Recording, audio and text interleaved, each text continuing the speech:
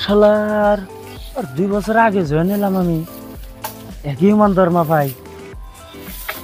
কিছু একটা তো করা লাগতেছে, ওর একটা কুবুদ্ধি দেন না।